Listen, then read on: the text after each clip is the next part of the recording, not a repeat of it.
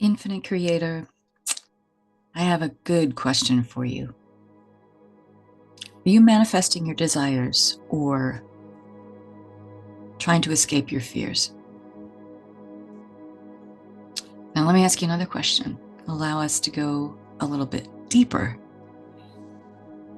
Have you ever noticed that your greatest suffering, your greatest pain, doesn't really come from what happened to you?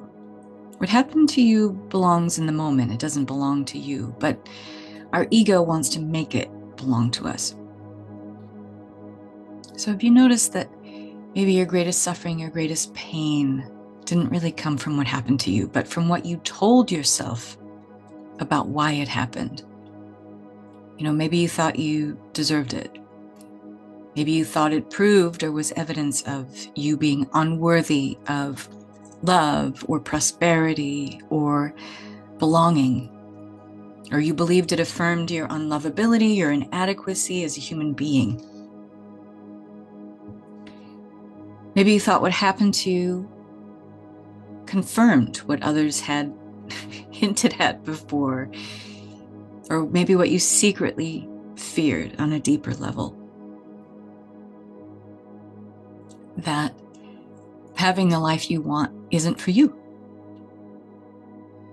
But if you're willing to sit in this space with me here today, I'm going to reflect some questions back to you. Yes, you're going to want to take notes. These are reflections that I share with my clients to help them discern. Are you really manifesting what you want, or what the ego needs in order to prove that it's worthy or lovable? Because this pain you feel, or whatever you're striving for, or whatever you're clutching or grasping or chasing, that pain, it's not evidence of your inadequacy. It never has been. It's actually evidence of your sensitivity, of your depth. Because only those who feel deeply can suffer deeply. And if you're really listening here, just take a deep breath in and come into your center, come into presence for a second, and really listen to what I have to say. What you call your flaws may in fact be your sensitivity, your intuition, and your empathy. And if you learn how to look at those with loving eyes, then what you call your shadow is only and ever illuminating that there is more expansion waiting your permission. And that's the only way you really uncover it as the truth. If you can look at what you call your flaws, your shadow, your challenges through the eyes of love, you uncover that it's really just a stepping stone all along to greater expansion. What you call being maybe too emotional is really a capacity to feel the world intensely. And I happen to know something about you, Infinite Creator. If you've been listening to my content, you're probably one of those people who's categorized themselves, or maybe had that reflection with other people saying, you're too sensitive, you're too emotional, you feel too much, or you're too little. Both of these are signs that you are feeling the world moving through you deeply. You're not moving through the world is moving through you. But the problem is no one taught you how to honor these qualities. You mistook them for defects, for flaws, for shadows. And sometimes we want to manifest desires that we think will fix our sensitivity, that will fix our shadows, that will fix our fear. It's only because you don't fully understand your own power. You don't need to fix your emotions. You need to feel them. You need to learn their language. You don't need to fix your mistakes. You need to be open enough in presence to see what they reveal. You don't even need to fix your past. You need to bless the path that you are on now and the one that brought you here. Sometimes we manifest desires to fix ourselves. It's rooted in a misunderstanding of what you truly are. You are not a small self, a trifle, moving through the world. You are the changeless self. That is the foundation of you. No matter what the mind thinks, what the ego believes, you'll never change that. You think maybe you're a small, isolated ego that wants, that needs a character or an avatar that has to solve its own problems, but the truth is far greater. You are the awareness in which all your experiences arise and pass away. You're the witnessing presence, the silent background of consciousness. The you that was never born, that never dies, that can never be harmed, never be diminished, and is never, ever incomplete. When you are in that vantage point of self, then you see that you're the sky, not the storm. You're the ocean, not the wave. You're the entire sea, not just a drop. You are the awareness that is the oneness of all, the changeless self, creator and creation at once. Get in the habit of seeing you and your life from this vantage point of presence. And the need to suffer for your sensitivity, for your greatness, will diminish. It will dissolve.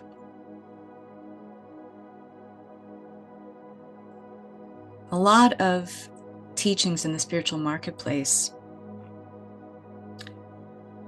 that represent a lot of metaphysical half-truths and misunderstandings about manifestation are deeply rooted in doing. It's a lot of noise. Affirmations that you have to recite robotically, scripting you need to do, number sequences that you have to repeat that align with manifestation, but all of this is forced alignment. When you go into presence and you're willing to be curious about those undigested feelings you still haven't felt that you thought were too big. In fact, they're the reason you fear going into presence, going into the quiet space of deeper investigation of yourself, because you somehow thought those feelings were the big bad boogeyman. But you know, in my world, when I see the biggest client transformations, it is with those who have an unflinching curiosity to go into the presence and finally see that presence is the hand that lifts the burden you've carried for so long. It is the place that allows you to explore in safety a kind of warmth, an embrace of all those deep, heavy, burdensome feelings that have weighed you down for so long, and realize they were never bigger than you. They are you. They're parts of you that you've been not willing to meet. They're feelings you haven't been willing to digest. And when you do, anything you think or believe that has been affirming your unlovability or inadequacy, it just poof, it goes away. It's presence. It's about understanding that healing is about going to the place that existed before the fear. There is no other space to explore that in safety other than presence. It is the easiest thing to do, and that is why people dismiss it outright. It can't be that easy. I have to recite these affirmations robotically. I have to do the scripting, and if I miss a day, oh my God, everything's screwed up. That is forced alignment out of fear. That is not manifesting your true desires that come from the soul. And all desires that seamlessly lead you to ever-increasing expansion come from the soul, not the ego. So I want to offer you some reflections. This is a good time to grab pen and paper. I'm going to grab a sip of my coffee. And if you're willing to breathe, even for 10 seconds, in through the nose, out through the mouth. Make the breath of even duration on the inhale and exhale, and seamless, no pause between the inhale and exhale. In through the nose, out through the mouth. Make it seamless and of equal duration. The in-breath goes right into the out-breath, the out-breath to the in-breath. And as you breathe in, make sure to expand that belly so you're pulling from deep, deep, deep in your body. And as you exhale, let the belly deflate.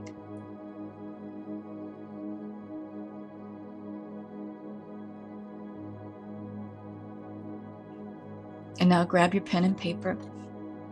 Put this in your favorite journal. Put these questions and reflections in a place where you're going to see them every day. Be willing to explore one or two of these every single day, and I will make you this promise. If you ask these questions and are willing to be curious about these reflections while you're in this presence,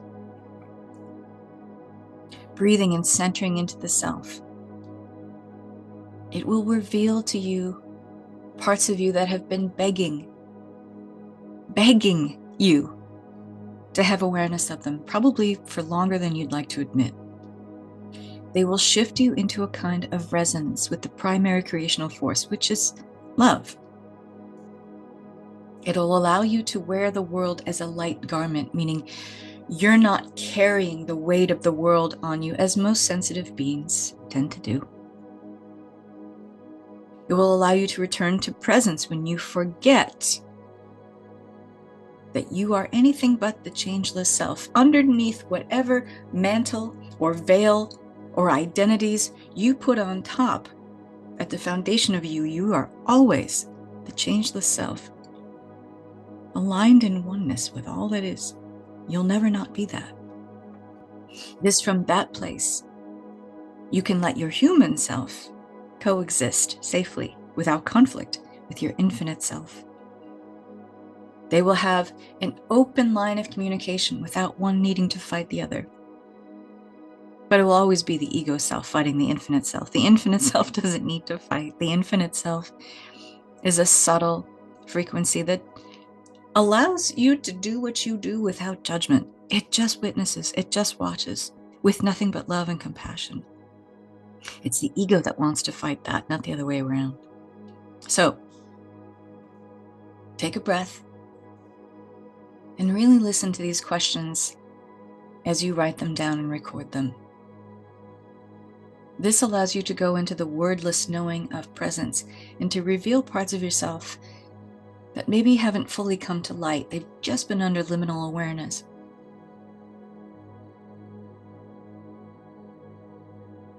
What sensations arise in my body when I allow myself to rest in presence without needing to describe or explain it? And you can always pause this later on and record these questions in their entirety.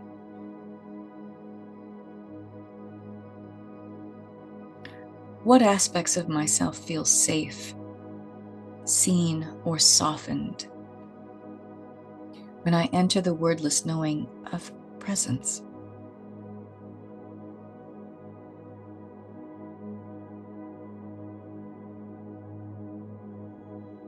What feelings have I avoided that might be waiting to transmute into fuel for my next expansion?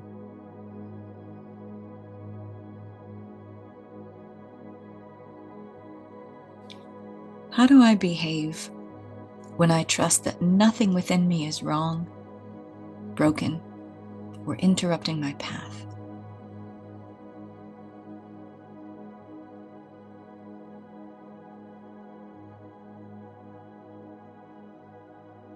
Breathe. Let the momentum of the mind slow down a little bit more. Where am I still trying to upgrade my identity rather than step into my destiny?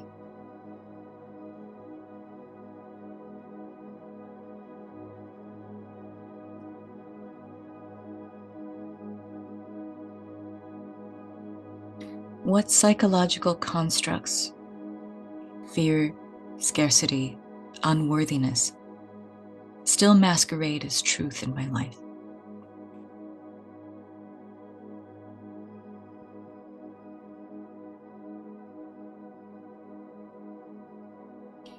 What am I currently trying to force that would unfold effortlessly if I shifted into resonance?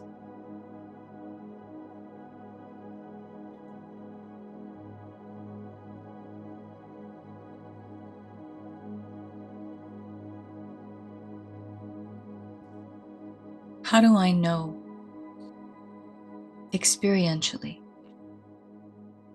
with sensations in my body, that love is present in me right now?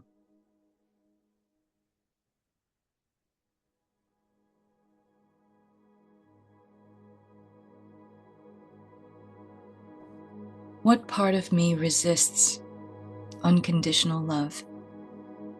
And what does that part actually need right now?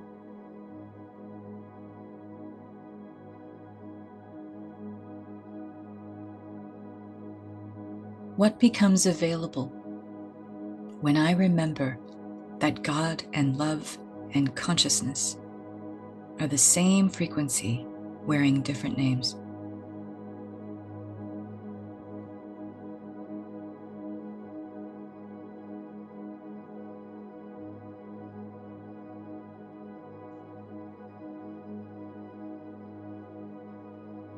In what ways am I still holding on to old layers of survival consciousness?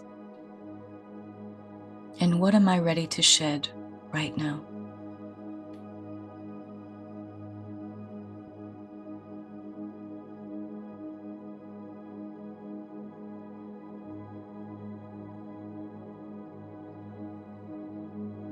What is the most loving sentence I can offer myself when I catch myself in an old pattern?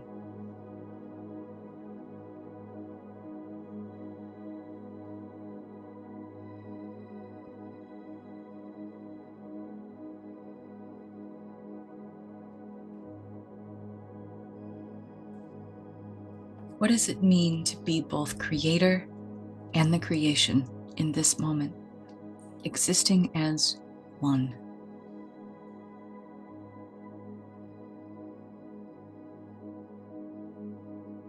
Where am I still dimming or fragmenting my full frequency self to feel safe, accepted, or understood?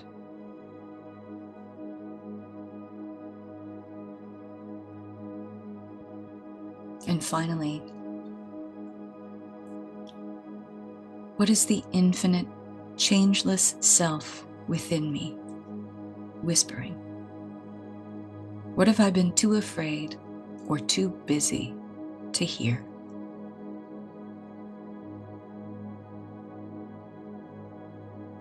Use these questions. Whatever resonates with you most out of this list of questions, let me know in the comments. Even if it makes no sense, one of these, or maybe a couple of them, nudge you towards your own expansion more than others. Maybe you're listening and one of these things have been thoughts or recurring ideas or calling you back to presence in your own mind. Remember that your ascension into spiritual evolution, awakening, maybe more seamless manifesting of the reality you prefer to experience. It is an operating frequency, not a list of doings. And human ascension is really more about descension. It is about coming into the human experience with eyes wide open, willing to greet the feelings, because the feelings that are still unmet within you, the feelings that still cause you pain or feel like a burden, they're not things to get rid of. They are not shadows to collapse or dissolve. Rather, they're parts of yourself that you're being invited to meet. And when you do, from a place of presence, just breathing into the now moment, just like I shared with you, in that presence, which is you as the infinite changeless self existing as one with God, love, pure consciousness, whatever you call that, It instantly transmutes those heavy feelings back into infinite possibility. That is your power. This is how you remember that. Use these questions as reflections to help you play beyond the survival mode, beyond the lens of fear, because you'll always see things and misperceive things when you're in fear and you don't feel safe. And whatever identity you've developed where you see things still from a place of unsafety and fear, you can't ever see truth from that vantage point. But going into presence, going into the infinite self, breathing into the now moment and being fully here, fully now, and asking these questions from that place, well, you're giving yourself the gift of being able to create a bridge of incident. You know, a place beyond where you have to ask, how does it happen? How do I get what I want? What is the means for me to get there?